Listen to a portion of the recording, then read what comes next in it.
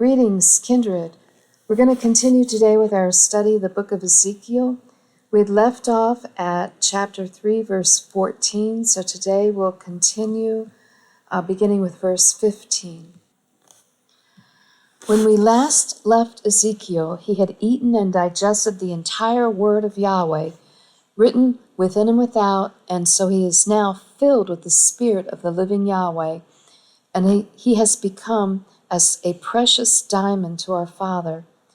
Yahweh has told him to go to his own people, not to a people who speak some strange foreign language, but to the very house of Israel, and speak, "Thus saith Yahweh," to them.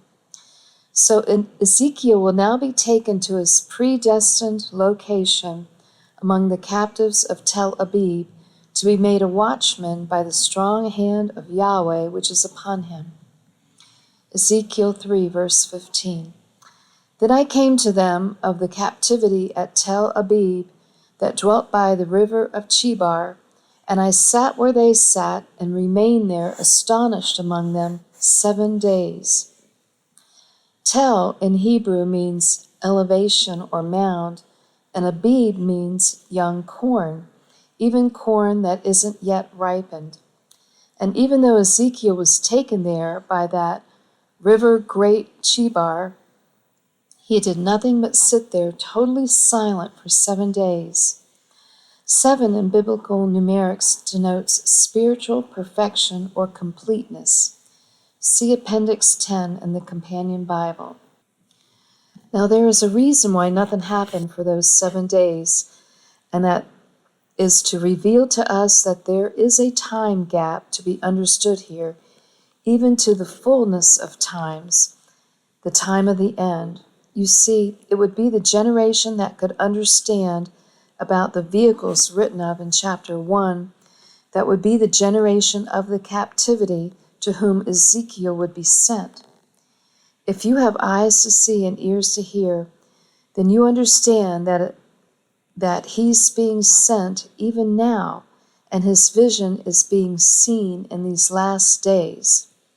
Acts 2:17.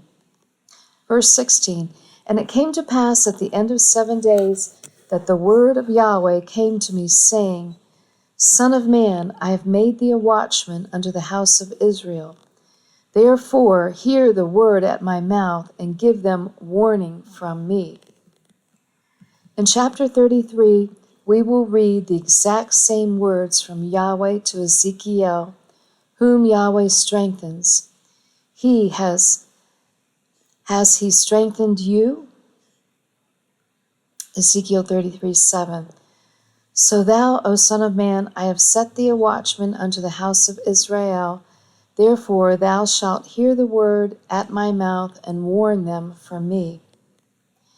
Here are the 2 awesome responsibilities of a watchman to the house of Israel. You must, 1, hear the word from his mouth, i.e., from his word, not from men. 2, give the people warning from his word. And just so you know that the 2 words, awesome responsibilities, weren't used to merely add color, the next 4 verses, 18 through 21, outline how serious being a watchman truly is. Here is Yahweh speaking. Ezekiel 3, verse 18. When I say unto the wicked, Thou shalt surely die, and thou givest him not warning, nor speakest to warn the wicked from his wicked way, to save his life, the same wicked man shall die in his iniquity, but his blood will I require at thine hand. If you do not give the warning from the word of Yahweh, that they will surely die if they heed not his word, you will pay the price for their soul. Notice in verse 18 that the warning is exactly the same warning Yahweh gave to Adam and Eve in the beginning. Stay away from Satan, the serpent, that tree of the knowledge of good and evil, or thou shalt surely die. That's in Genesis 2:17. Well, guess what? Satan, the son of perdition, the Antichrist, is coming again, soon, at the sound of the sixth trump. It is written, Thus saith Yahweh, Yet if thou warn the wicked, and he turn not from his wickedness, nor from his wicked way, he shall die in his iniquity, but thou hast delivered thy soul. Don't expect to be Mr. or Ms. Popularity. Verse 20.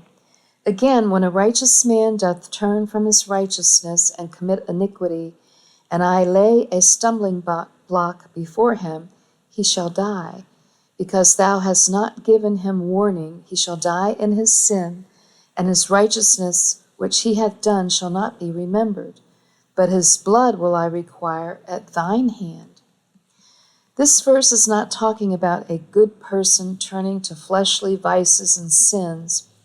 The subject is righteous people, good people, who commit iniquity by stumbling at the stumbling block that Yahweh lays before them. If they do, they shall surely die. What is this stumbling block that Yahweh lays before them? You see, there are many Christians who love Yahweh, but they do not really know him because they do not know his word. The living word and the written word are one. They are not even aware that there are two Yeshua Christs, the real one of Christianity and the instead of Jesus of churchianity. Antichristos in Greek means instead of Christ, for he is an impostor who appears as the real Messiah. The Apostle Paul warned the people in 2 Thessalonians that Satan is coming before we gather back to Christ, and there will be a great falling away, a great apostasy when he comes. For those who do not love the truth, that is, study his word, will believe that he is Yeshua, whom he will claim to be, and he will deceive the whole world except for Yahweh's elect and those who heed the warning from the Ezekiels, that is, those who teach Ezekiel and the entire scroll which he ate. Yahweh, therefore, will send Satan, and he will, as Yeshua Christ, cause them to stumble. 2 Thessalonians 2, verse 8. And then shall that wicked be revealed, whom Yahweh shall consume with the spirit of his mouth and destroy with the brightness of his coming. Verse 9. Even him whose coming is after the working of Satan, with all power and signs and lying wonders. 10. And with all deceivableness of unrighteousness in them that perish, because they received not the love of the truth, that they might be saved. Yahweh takes full responsibility for sending Satan. Appearing as Yeshua, he is the stumbling block Yahweh lays before the people. 2 Thessalonians 2, verse 11. And for this cause Yahweh shall send them strong delusion that they should believe a lie. Peter also warns us in that these last days the stumbling block is the stone that the builders rejected, even Yeshua Christ. Many claim to love him, to be his virgin bride, but they don't put any oil in their lamps and won't be able to see their way to the real wedding. They will be taken in the night. 1 Peter 2, verse 8. And a stone of stumbling and a rock of offense, even to them which stumble at the word, being disobedient, whereunto also they were appointed. If you stumble at the word, that is, you don't know it, because you don't study it, you are disobedient. Thus saith Yahweh. With that background, let's reread Ezekiel 3:20. Again, when a righteous man doth turn from his righteousness and commit iniquity, and I lay a stumbling block before him, he shall die. Because thou hast not given him warning. He shall die in his sin, and his righteousness which he hath done shall not be remembered. But his blood will I require at thine hand. All the good deeds that they have done will do them no good, nor be remembered. Here they are, trying to cash them in. Matthew 7, 22. Many will say unto me in that day, Yahweh, Yahweh, have we not prophesied in thy name? And in thy name have cast out devils? And in thy name done many wonderful works? They did do wonderful works. It's just that they worshipped Antichrist, Satan, as Yeshua, and promoted his Christianity because they were too lazy to study Yahweh's word. Verse 23, and then I will profess unto them, I never knew you. Depart from me, ye that work iniquity. Our Father wants his children warned about this, and it is the responsibility of the watchmen, Yahweh's elect, to do it. However, we are not responsible for their decision to heed the warning or their decision to ignore it. Ezekiel 3, verse 21. Nevertheless, if thou warn the righteous man that the righteous sin not, and he doth not sin, he shall surely live, because he is warned. Also, thou hast delivered thy soul.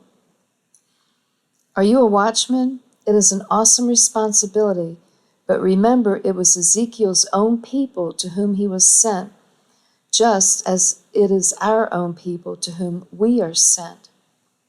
I'm going to repeat that.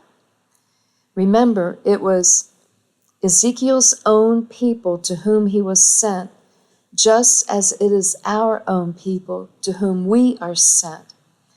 And we must be wise and loving in dealing with them, lest we ourselves become a stumbling block by being real jerks. So I leave you with the words of the Apostle Paul, 1 Corinthians 16, verse 13. Watch ye, stand fast in the faith, quit you like men, be strong. Quit you like men means act like men. That is, be mature. And whatever you do, remember these words from the word of Yahweh through Paul.